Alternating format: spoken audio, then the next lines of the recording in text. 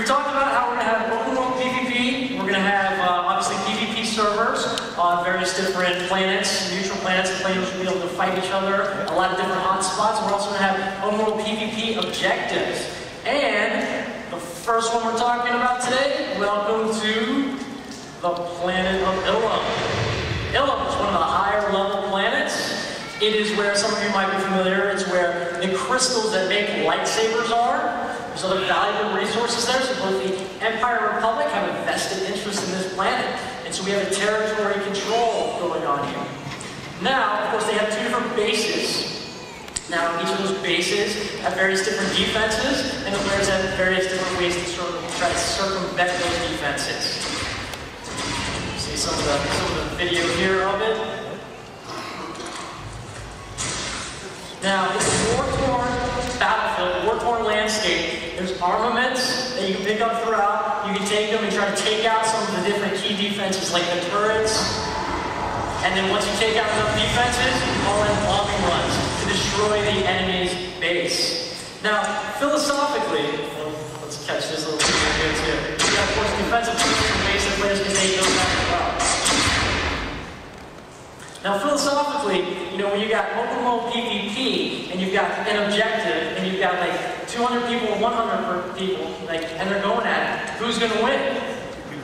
200, right? So we've been really careful in designing our open world PvP objectives to support sort of the guerrilla-style run-and-gun type of fighting. And so you saw some clips there of like getting a bazooka, taking out different kind of like turrets, defense mechanisms.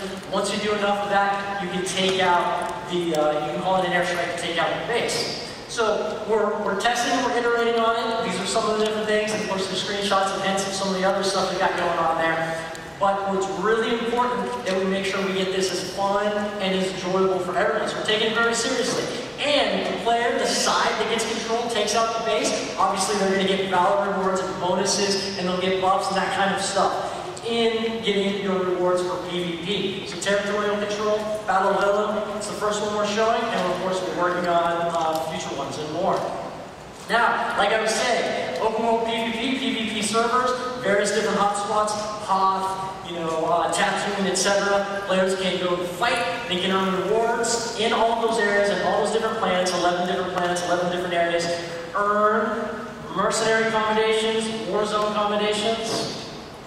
Yep, there we go. We got the war zone accommodations, we got mercenary accommodations. Together, they get you the PvP gear, the best PvP gear. Now, of course, war zones for war zone, mercenaries for the open world stuff. If you're a fan of one more than the other, you can exchange them to get those gears. So you're telling me this is how I get the fat boots? That's how you get your fat boots. Right on. So yeah, so we're going to continue to expand on the territorial control type stuff. Battle of Ilum is the first one we're showing you. All right, cool. Well, thank you very much, Gabe. That stuff looks awesome.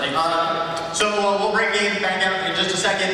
What we're going to do now, just let me recap, and we're going to talk a little bit about testing, and then we'll get to the Q&A. So far we talked about story with Daniel, a little bit story time with Daniel, like we like to do. And then we showed you amazing operation. Again, great work to the demoers. We talked about PvP systems a little bit, but there was one other thing I promised you. Let's see, what was that? Oh, right, game testing, the thing that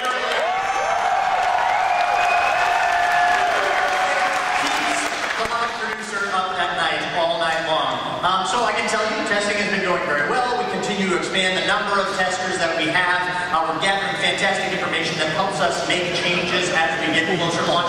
Lovely visual here, so you know we're talking about expanding testing and sort of a skateboard ramp type of thing. But the bottom line is, we announced that we are expanding testing with game testing weekends in September. And hey, what do you know? That's like right around the corner, and you've all been very patient since we announced that a month ago. So we're happy to say that as of next weekend, so first weekend in September, we are greatly expanding the testing program. We're bringing in a whole new group of invitations to a brand new server. So hopefully you guys have signed up for testing. And then we're going to continue to expand that as we go throughout September. So we're going to, you know, turn some knobs, flip some switches as we learn some stuff, and then we'll do it all over again. And we'll continue to build the pool of testers and actually have you guys help us create the greatest launch that we possibly can. So what I can say is that if you're signed up for testing, even if you don't make it in next weekend, you should make it in very soon. So you guys will be able to get a taste of the game before we launch.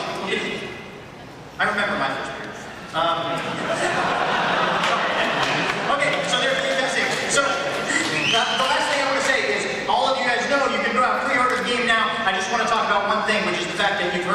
idea that we're limiting pre-orders. That is true. I just want to make sure you understand the reason. The reason behind that is that it's partially incumbent on me specifically as live producer to make sure that our onboarding experience in the first few days goes well. So the reason we constrain the numbers of people that we let pre-order the game is literally so that we can have the best launch that we possibly can for arguably possibly